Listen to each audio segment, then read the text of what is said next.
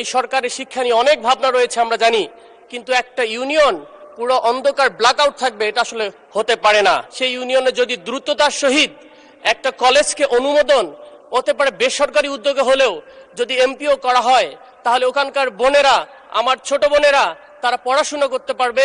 বেগম জিয়া যেভাবে শিক্ষার উন্নয়ন ঘটিয়েছিল, মাধ্যমিক স্তরে ফ্রি দিয়েছিল, আপনার মাধ্যমে আমি দ্রুত বাস্তবায়নের জন্য একটা যেন ওখানে উচ্চ মাধ্যমিক স্কুল হয় সেটার জন্য আবেদন করতেছি। মোহাম্মদ আতিকুর রহমান মুজাহিদ, কুড়িগ্রাম 2। মাননীয় স্পিকার, আপনাকে অসংখ্য ধন্যবাদ। আমি যখন দাঁড়িয়ে আছি আমার এলাকায় তখন অনেক শিক্ষার্থী তাদের পড়াশোনা করতে পারতেছে না, বিশেষ করে আমার বোনেরা যারা তাদের ইচ্ছা থাকা সত্ত্বেও নির্দিষ্ট দূরত্বের কারণে তারা পড়াশোনা করতে পারে না। আজকে আমি যে বিষয়টার উপর বলতেছি সেটা হচ্ছে আমার সদর উপজেলার ঘোগাদহ ইউনিয়ন, সেই ইউনিয়নে প্রায় 40,000 লোকের বসবাস। দুঃখজনক বিষয়, মাত্র 2টি মাধ্যমিক বিদ্যালয় রয়েছে, কিন্তু কোনো ধরনের উচ্চ মাধ্যমিক কোনো বিদ্যালয় নাই।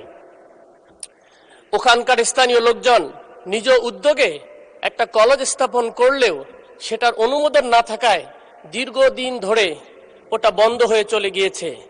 তার মানে এই 40,000 লোকের কোনো ধরনের উচ্চ মাধ্যমিক শিক্ষা নাই। সেখানকার স্টুডেন্টকে 20 কিলোমিটার দূরে অন্য একটা জায়গায় গিয়ে তাদের শিক্ষা গ্রহণ করতে হয়।